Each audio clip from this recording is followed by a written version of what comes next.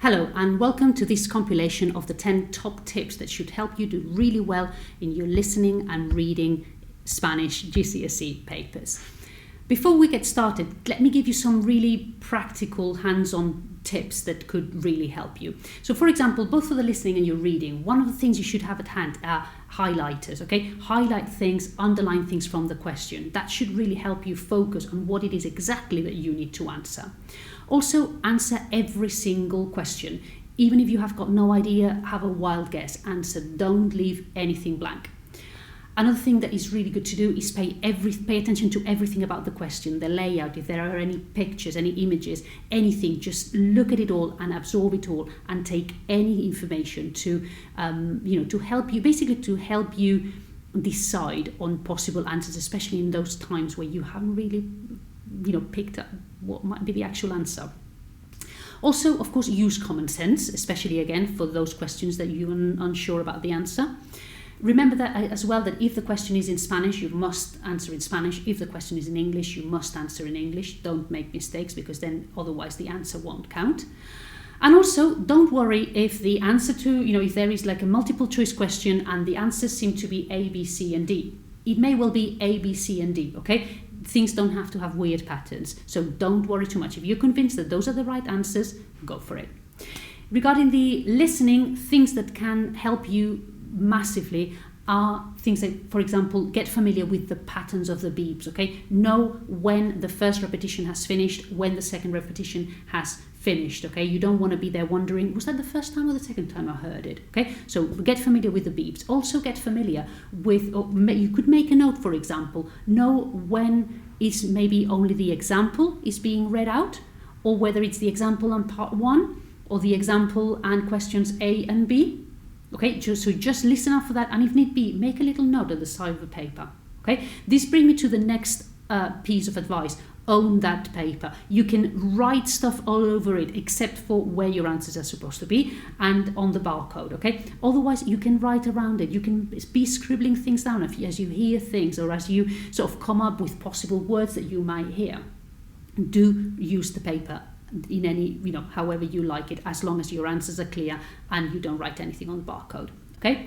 Other than that, use the time before the recording, okay? Those 5 minutes you have before the recording has started, use it to read every single question, know exactly what the question is asking you to do, and also in between questions, use that time. There shouldn't be any sort of staring out the window. Use that time to read the question, because that is key and you won't have any more time, okay? So just use that up. And now let's have a look at what our top 10 tips for Spanish GCSE listening and reading are.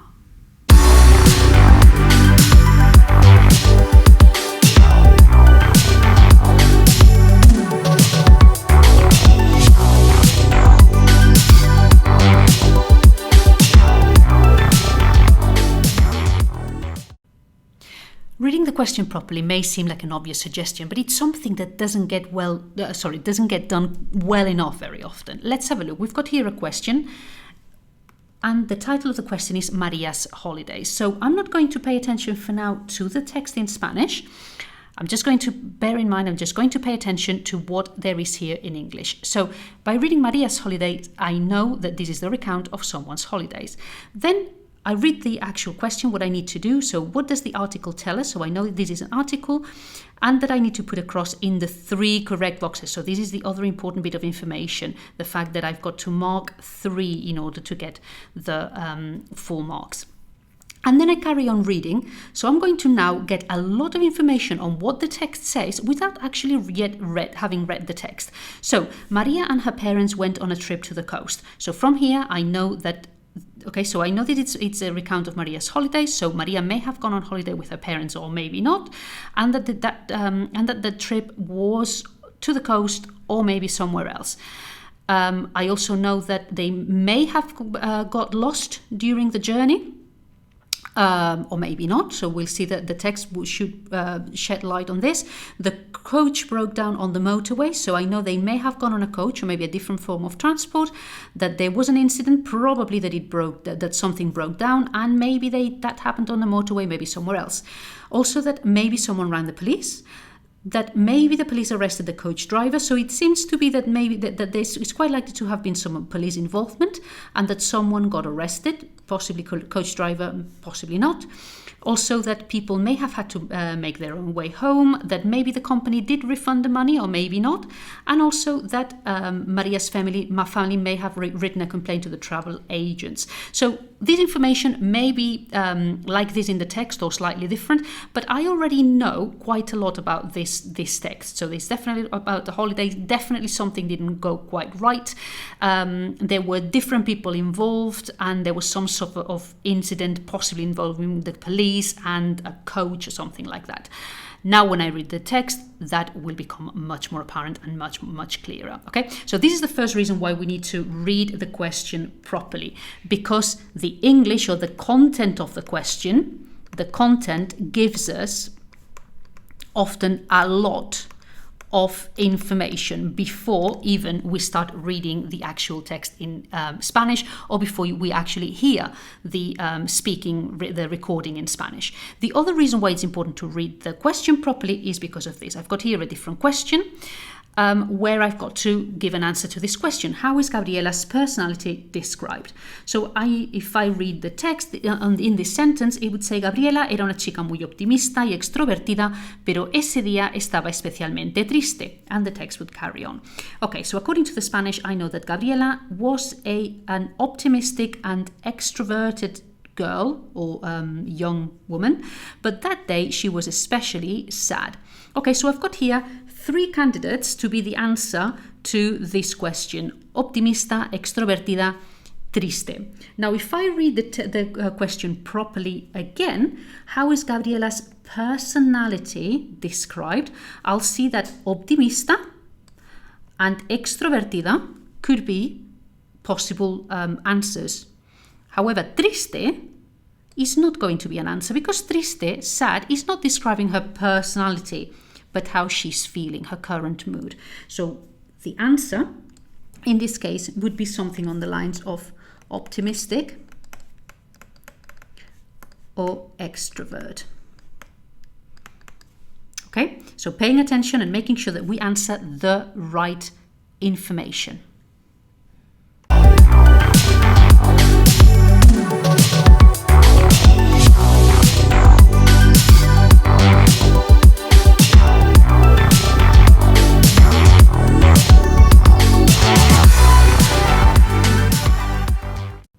Having a good knowledge of question words in Spanish will help us answer the right information.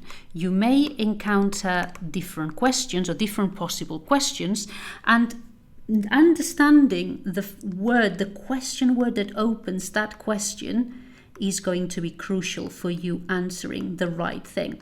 So let's have a look at what these possible question words might be. So we could have, for example, ¿Qué compró el chico? ¿Qué compró el chico? This question would mean what did the boy buy? We could find a different question. ¿Quién compró el pan? ¿Quién compró el pan? In this case, we're being asked who bought the bread. Now we could find a very similar sentence, a very similar question, but the question word is different. ¿Cuándo compró el pan? ¿Cuándo? Here we're being asked when. When did he buy the bread? So notice that the answer to this, ¿Quién compró el pan? The answer might be el chico. ¿Cuándo compró el pan? The answer might be ayer. Completely different answers to very similar questions where what changes is the question word. Let's carry on. ¿Dónde compró el pan? ¿Dónde compró el pan? Here we're being asked when. Where? Where did he buy the bread? Where? ¿Por qué compró el pan? ¿Por qué? We're being asked why. Maybe he had some friends round for dinner, or maybe it was just first thing in the morning and he wanted it for breakfast. ¿Cuánto costó el pan? ¿Cuánto costó el pan? ¿Cuánto? How much? How much? How much was the bread? But notice these 4 previous questions look very, very similar, but what changes is the question word. ¿Cuánto costó el pan? How much did it cost? ¿Cuántas barras de pan? Notice same word. ¿Cuánto? How much? ¿Cuántas? How many sticks of bread, how many bread sticks did he buy? ¿Cómo compró el pan? ¿Cómo? ¿Cómo? Here meaning how. How did he buy it? Did he buy it, I don't know, did he buy it cash? Did he buy it by car? Did he buy it online? Maybe he did an online shopping and that's how he bought it.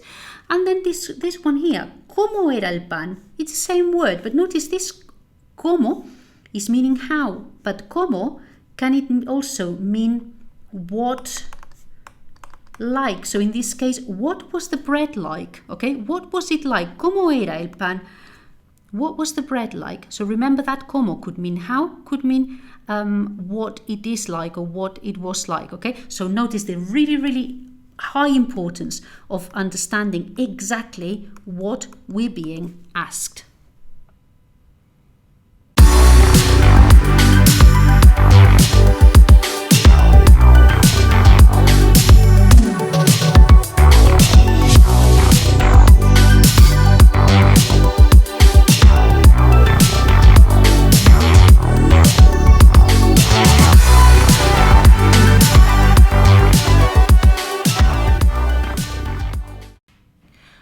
Right, what are negatives? Negatives are words like, for example, in Spanish, we could have negatives such as no.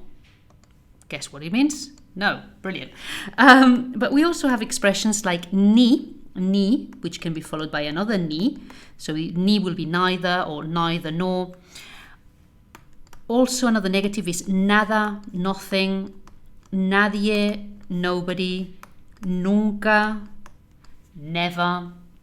We also have tampoco, neither. And we also have ningún and ninguna, none. So if I say, for example, ningún, no tengo ningún problema. I haven't got any problems.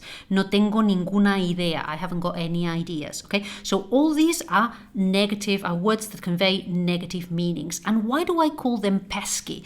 I call them pesky because they can change quite a bit the meaning of the sentence. So for example, if I have a sentence such as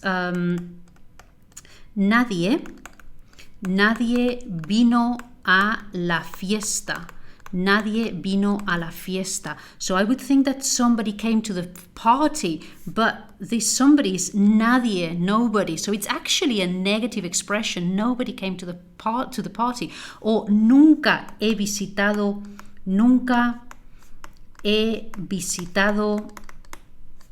París, for example. Nunca he visitado París. I may think that this person has visited Paris, but actually it's nunca, never, so they haven't visited Paris. So that's why it's important to understand that it's conveying a negative meaning. And sometimes the exam paper might try to mislead me into thinking that, that the meaning is a different one.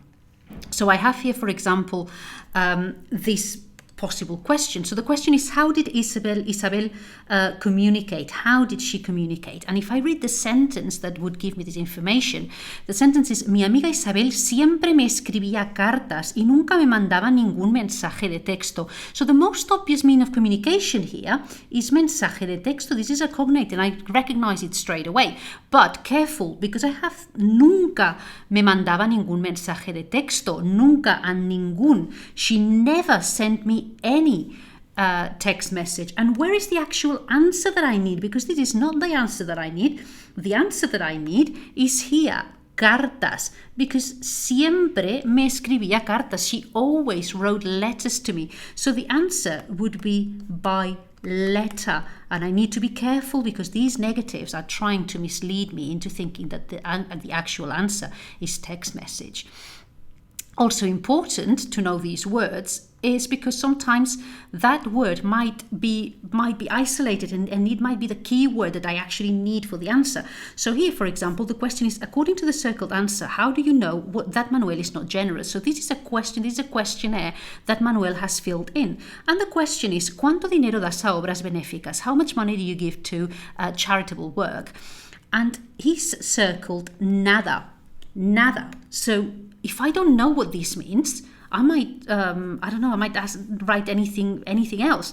But if I know that nada is nothing, I know that the answer to why he's not generous because he does not give money. He does not give money to charity, okay? And that would be the correct answer. Now, a couple more expressions to bear in mind. They're not directly negatives, but they can also express slightly different meaning from what we might expect, are the expressions excepto, which means except for, a excepción de, also with the exception of, and salvo, which is another way of saying except. So I could say, for example, me gustan los dulces, I like sweets, excepto la nata. I like sweets except for cream, okay? So excepto la nata, except for, a excepción de la nata, or salvo la nata. So in this case, this is giving me the idea that I don't like this, okay? Although I may have been led to believe by the beginning of the sentence, sorry about this, that I actually did like it, okay? So bear in mind things also like this: excepto, a excepción de, and salvo.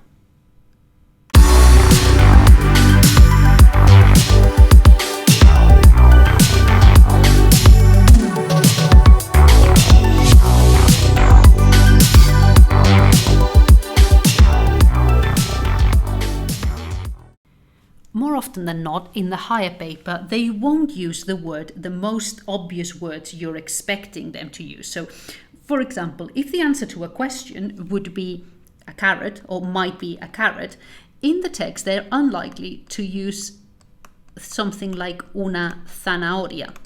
Okay, you're far more likely to find the Spanish equivalent of the expression a really juicy root vegetable, orange in color, that can be eaten raw or cooked. Okay, why do they do that? I don't know, but they do it. So in order to prepare for this, it's really useful to get used to doing an activity where you have to describe words without using that word. So for example, if I was to describe a chair, I might refer to it as una cosa que utilizo para sentarme, a thing that I use to sit on.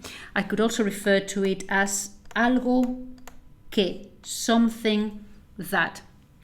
If I describe some sort of person, I would say una persona que, and then continue the description. So that's another interesting expression, una persona que.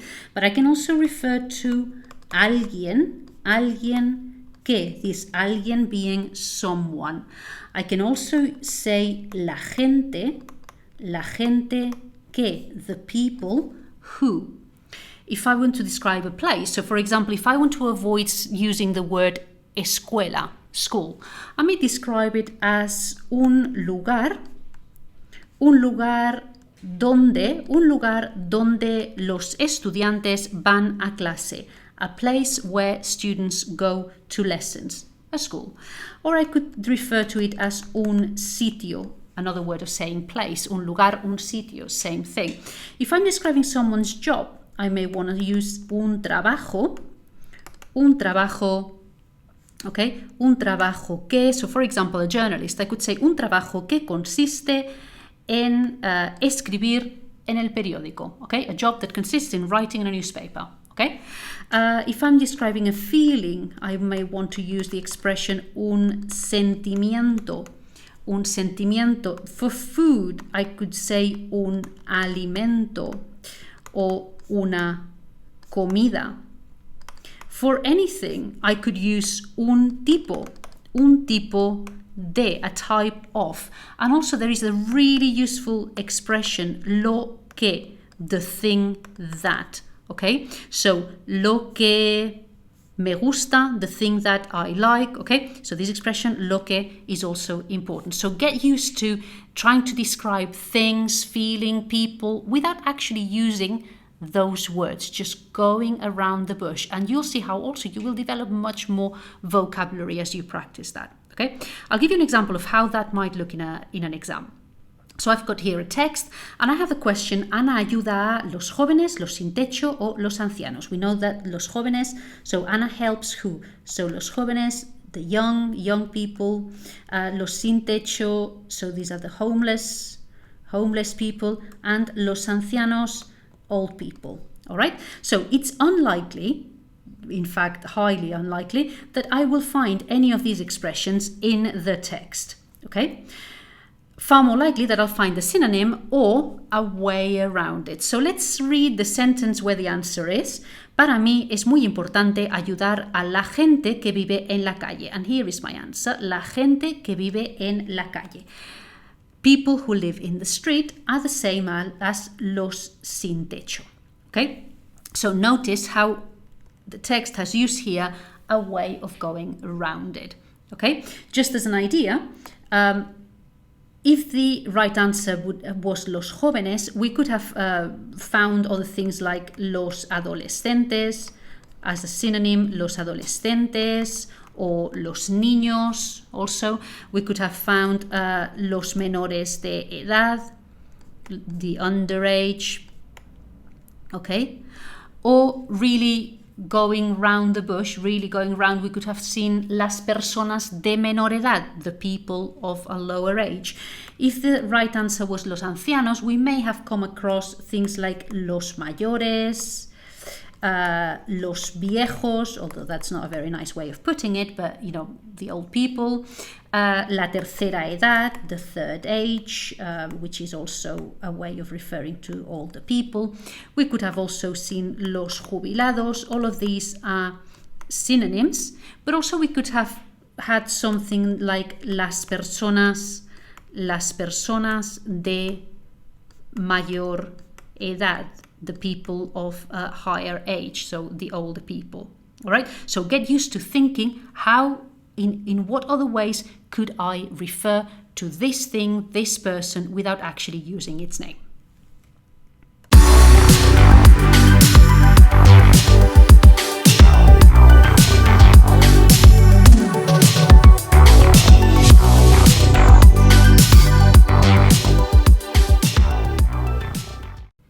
In the reading or listening papers, I'm really unlikely to find as my answer the exact thing that's written down, even if it's in a different language.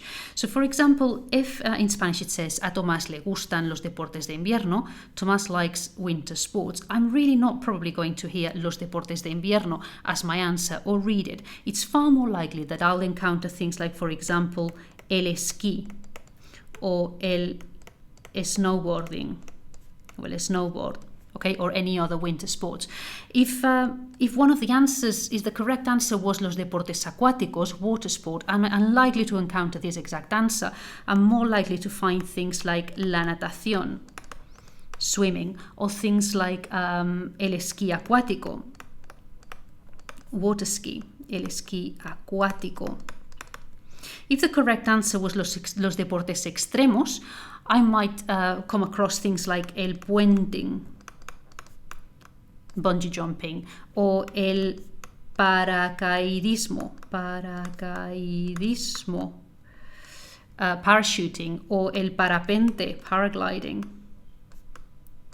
Okay, and if the correct answer was los deportes de equipo, team sports, I might encounter things like el balonmano, handball, or el baloncesto, basketball. So it's good to, while you're waiting, for example, this is an activity that you can be doing, just working out what possible things you might hear instead of what would be the most obvious answer. In preparation for the exam, one really useful thing you can do is work on word families. So for example, let's imagine we start with the topic of food, so la comida. I might start by thinking of different food types. So I might have things like los dulces, sweets, from which I may have things like los caramelos, a sweet or a boiled sweet, el chocolate, and so on. Another group, and I would have some more, another group could be, for example, La carne, from which I would have, for example, so la carne, meat, from which I would have el pollo, el pavo, so el pollo, chicken, pavo, turkey, and I would have la ternera. Okay, I then could have, for example, el pescado, and I could have la trucha, trout, el salmón, and many others, okay? And I could have all the different types of food. I could also then add, when I've put all the food, for example, I might then want to go into what place I would find these foods. So, for example, la carne, I would find that in la carnicería. And the fish, I would have it in, la pescadería. Okay, and I could start here going through all the different shops. Why could this be important? Because if, for example, I heard, fui a la carnicería a comprar algo para cenar. And the possible answers of what did she eat for dinner were carne, pescado, or pasta. Well, they haven't mentioned carne as such, but they've said that I went to the butcher's, to la carnicería, to buy something. So surely she ate meat. So working out these sort of families can open up my mind to working out the right answer from what I hear or what I read.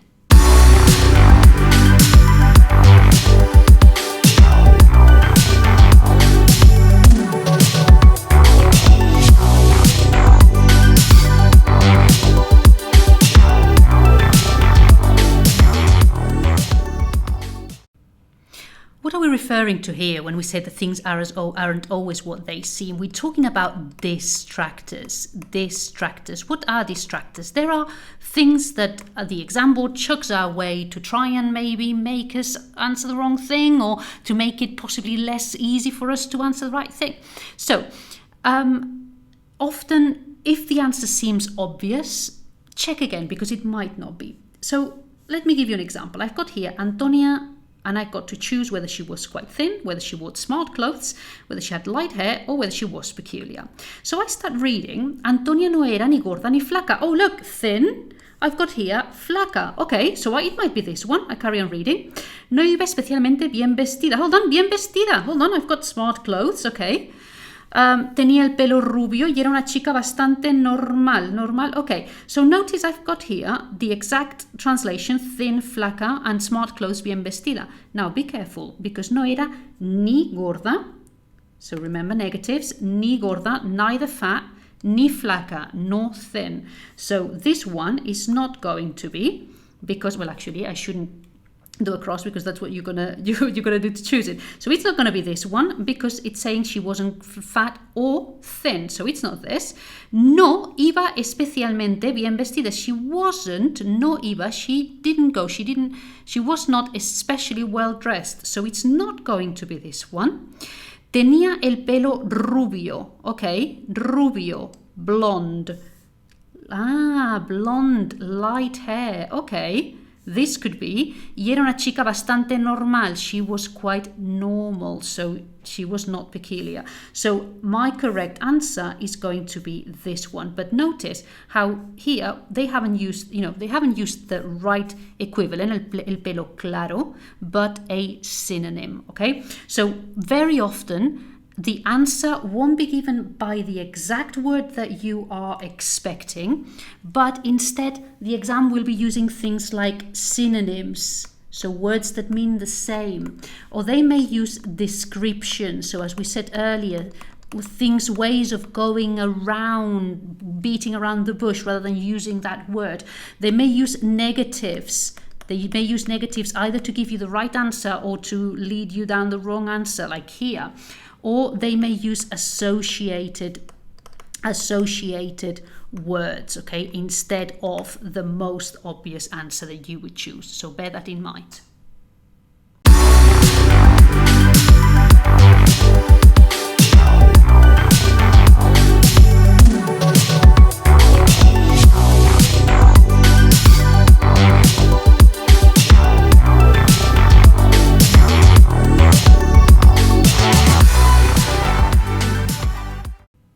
Very often your answers will need precision, and just anything won't do. This is especially the case with time phrases. Okay, when something happens or when someone does something. So expressions that we might encounter and that we need to know well are things like siempre, always. It's not the same as normalmente,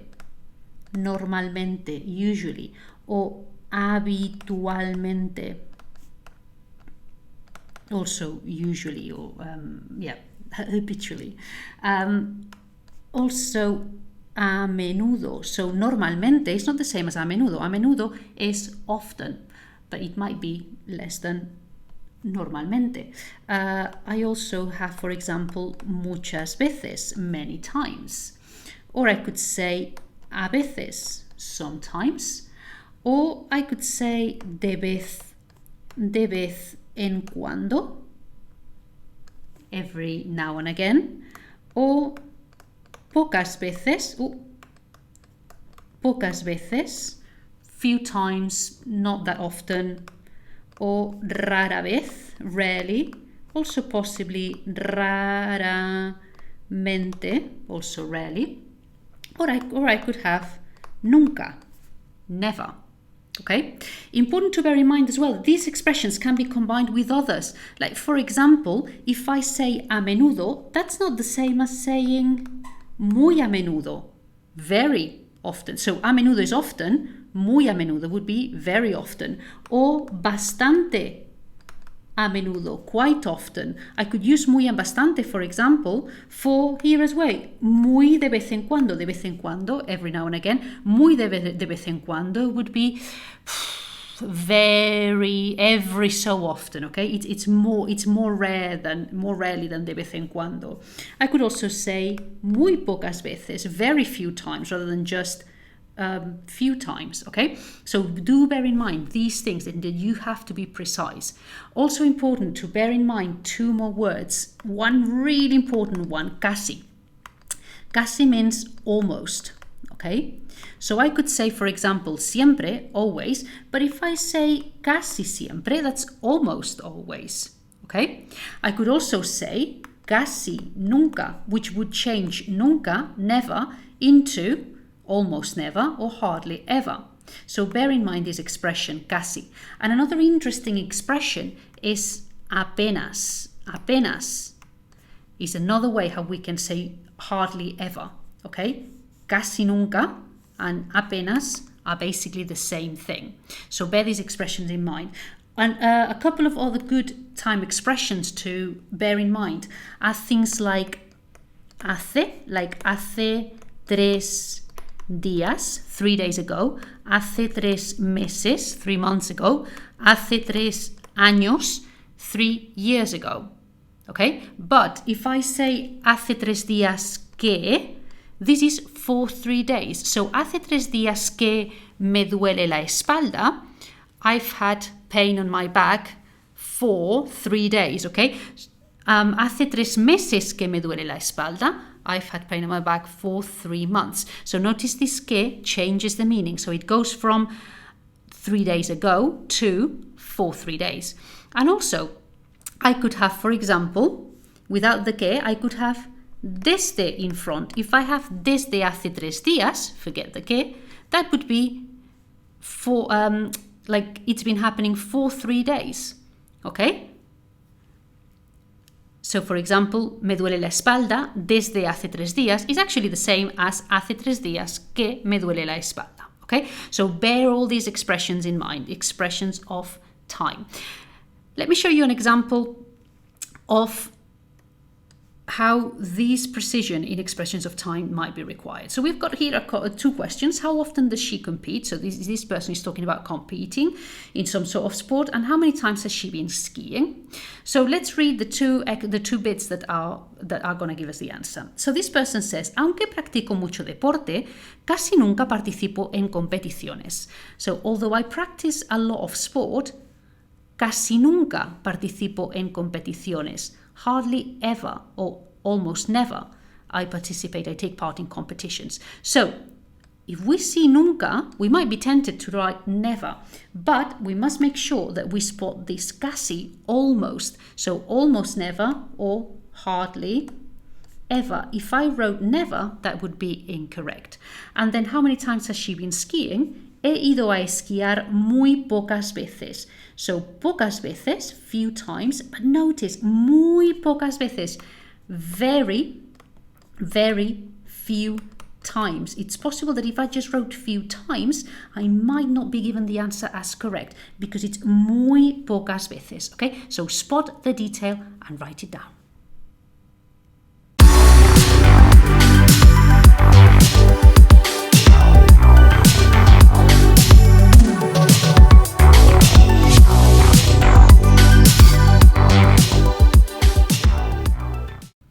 Being able to express yourself in different tenses, it's really important for the writing tasks, especially for the longer tasks, and also for the translation. In translation tasks, there will often be things in the present tense, things in the past, and things in the future. So you must make sure that you know how to express those ideas. But also it's really, really important to be able to identify those tenses, both for the listening and reading, because there tends to be always activities where either directly or indirectly you are expected to identify whether something is happening, whether something happened, or whether something will happen.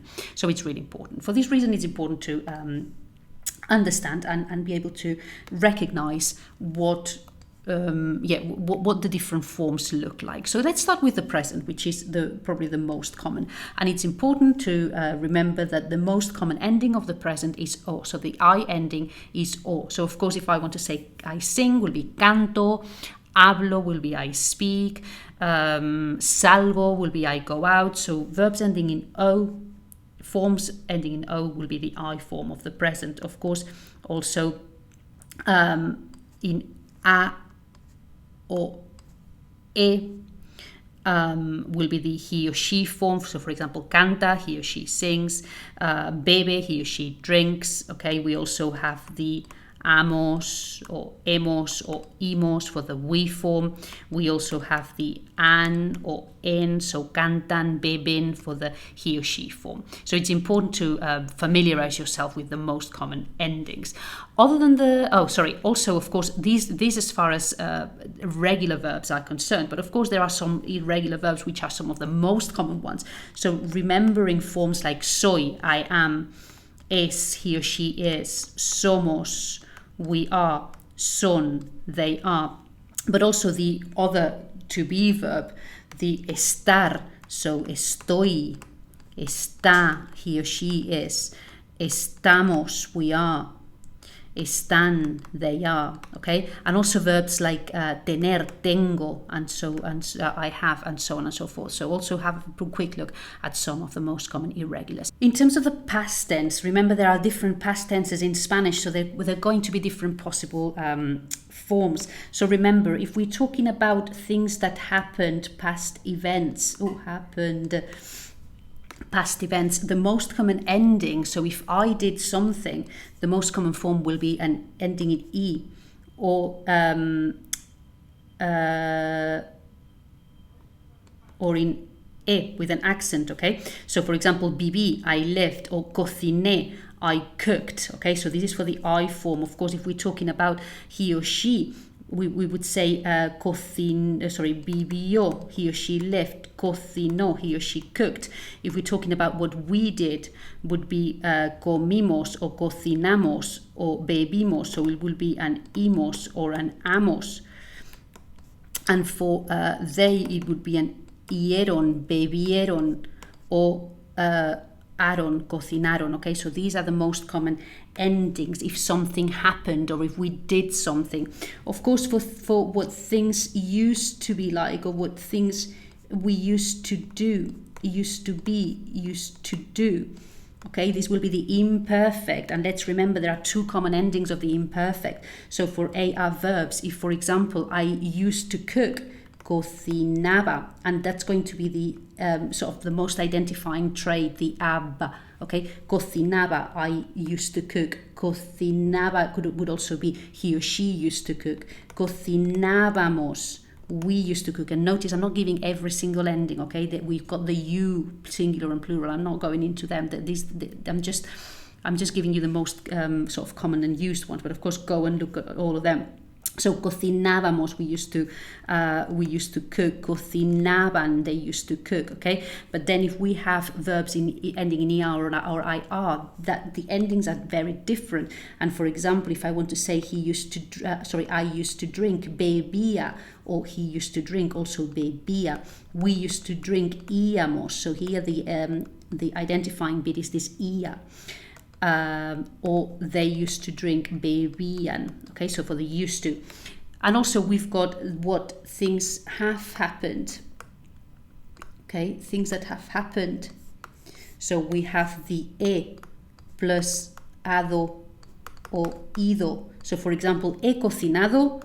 Okay, he cocinado, I have cooked. He bebido, I have drunk. Okay, or he or she ha cocinado, ha bebido, or we hemos cocinado, hemos bebido, or they han cocinado, han bebido. All right, so these forms will all be forms of the past.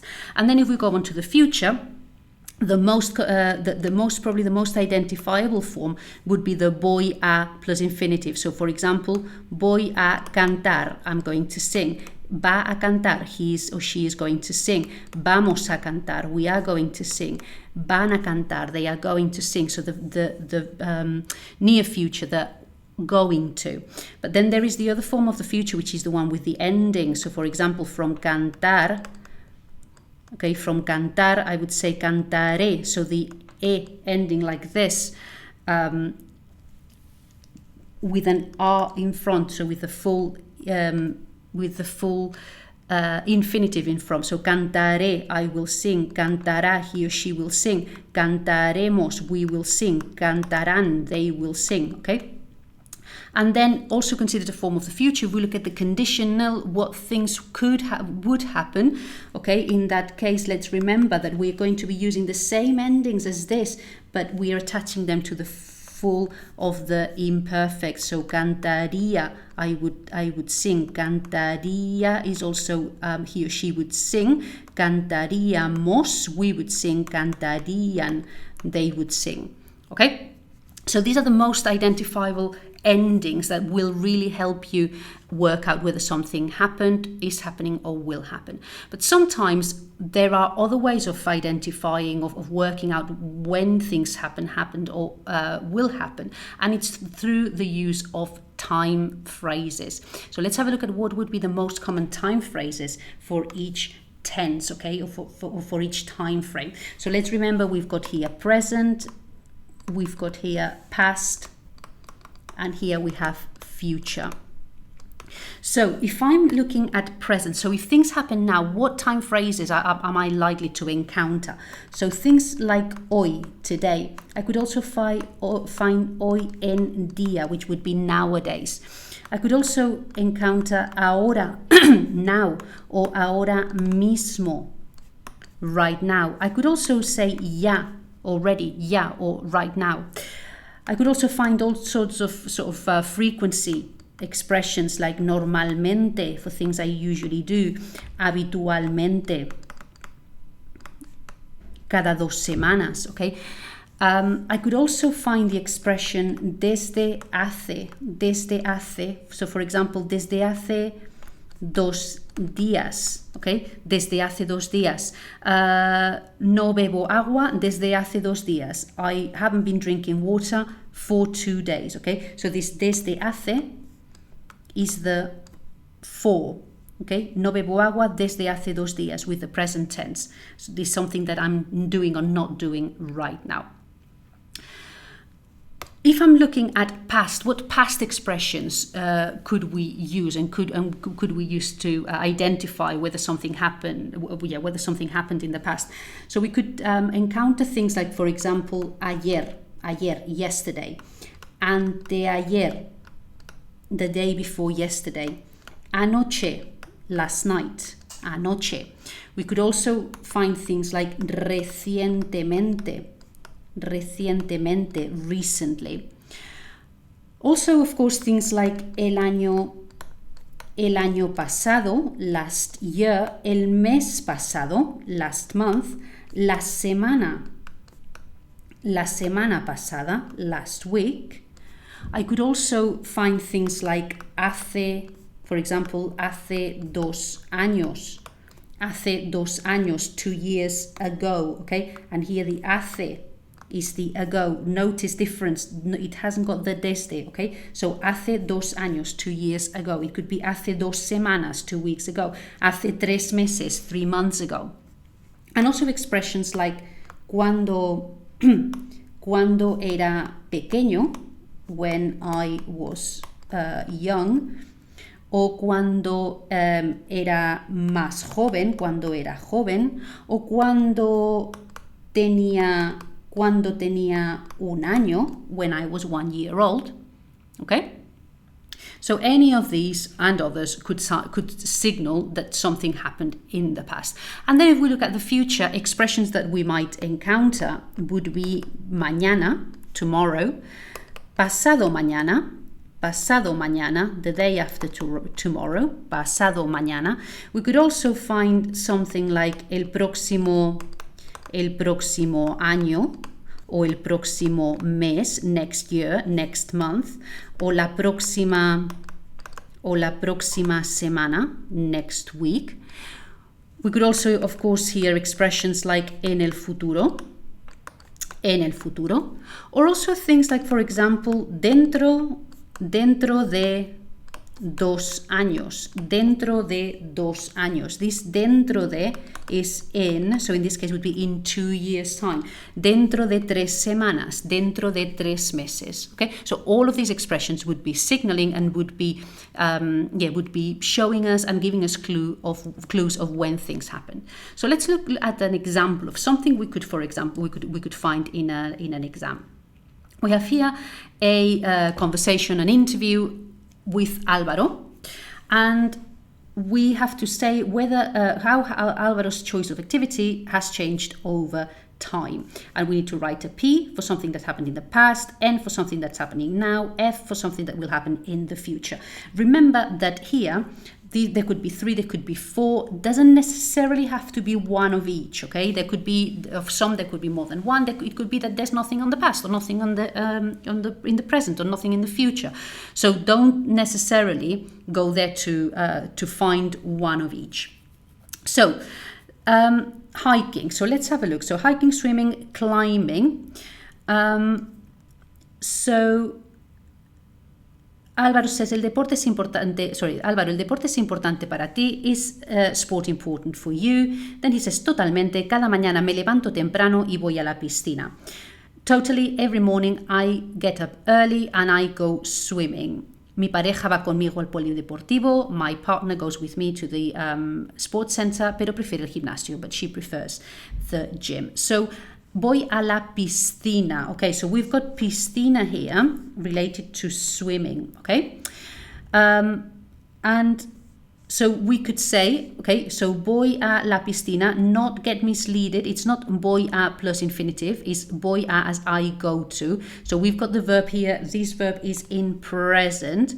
And also we have cada mañana, okay? So it's for usual things. So it's likely this to be now in the present, okay? And in fact it is, because the verb is in present tense, and also it's telling us of a habit, something you do every morning.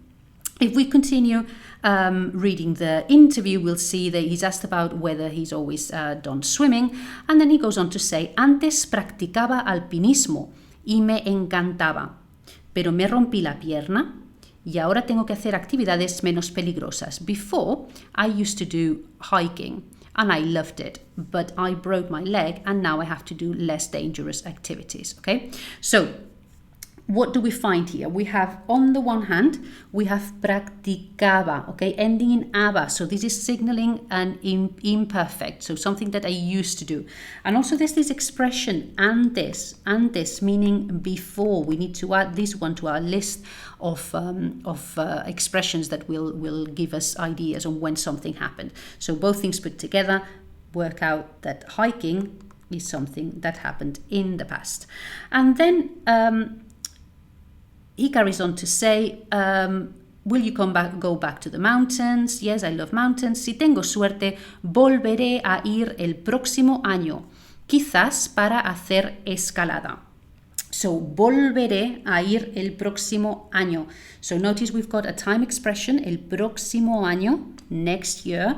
We have here volveré, volveré, with the future tense, okay? So, volveré a ir, I will go back again next year. So, we've got the time expression, we've got the tense in the verb, and we know, therefore, that this is the future.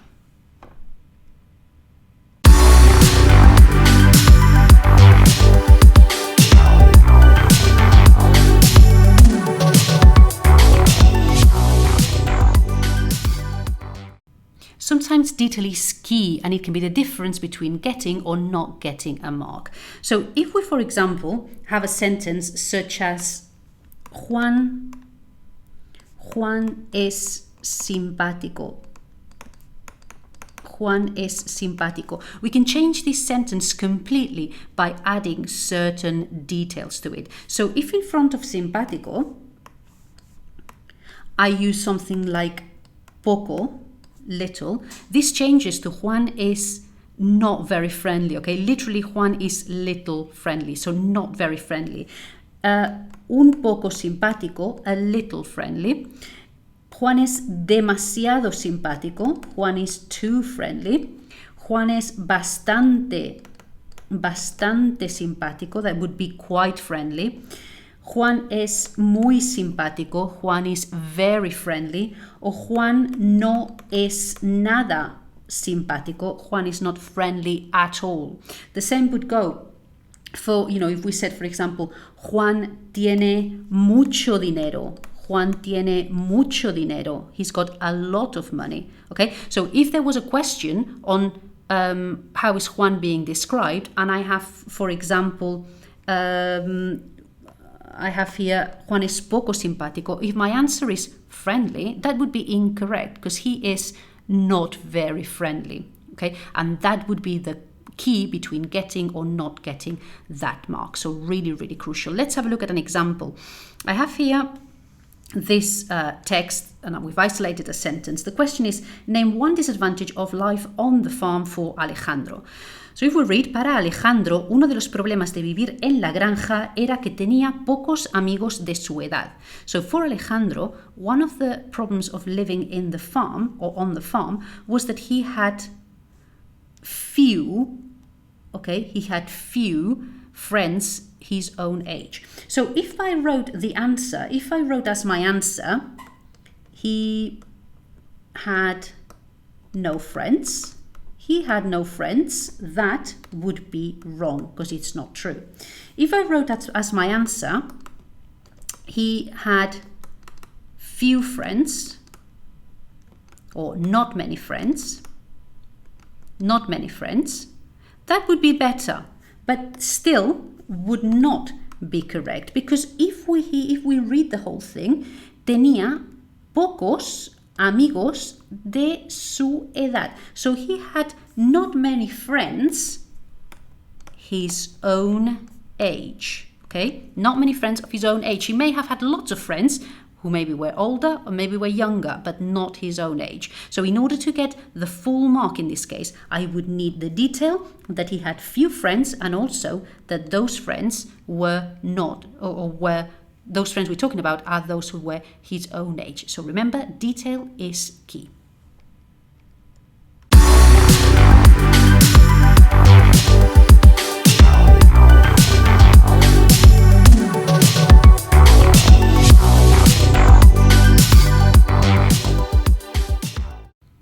Very often when we have a question written in Spanish and we have to write our question in Spanish, we can take bits from the text and put them as our answer, and that will be absolutely fine. But what we need to really be careful with is lifting the right amount, okay? Lifting the right amount of information. Let's have a look at this example. ¿Quiénes sufren más los efectos del cambio climático? Who suffers the most the effects of climate change. And I've got my answer in this sentence. El problema del cambio climático no es solamente que cada vez es más claro, sino que las personas pobres suelen ser las más afectadas. Okay? So if I was reading this and I went, right, okay, so it says something about cambio climático, el cambio climático, and I find here, el problema del cambio climático no es solamente que cada vez es más claro, sino que las personas pobres suelen ser las más afectadas. Right, so I'm going to write everything because somewhere my answer might be there. So I will say el cambio I'll write the whole of this just to make sure that I include the right bit of the answer. The right bit of the answer is here. So, ¿quiénes sufren más los problemas del cambio climático? Here, las personas pobres suelen ser las más afectadas. Here is my answer, las personas pobres. If I write the whole of this, even though the whole of this does include my correct answer, that would not be taken as the correct answer. Okay? So the correct answer would be las personas pobres, o las personas pobres suelen ser las más afectadas. Poor people tend to be the most affected. That would still be okay. If I wrote the whole of the sentence, that would not be okay, as I would be lifting too big a chunk from my text. So, that's it for me, guys. Buena suerte y hasta pronto.